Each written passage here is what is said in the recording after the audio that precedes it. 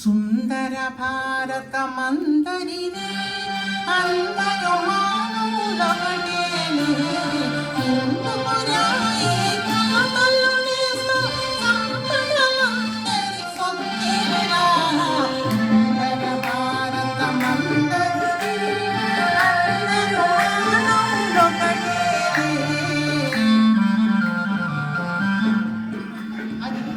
మళ్ళీ ప్రభావ దగ్గర సుందర భారతమందరిది అందరూ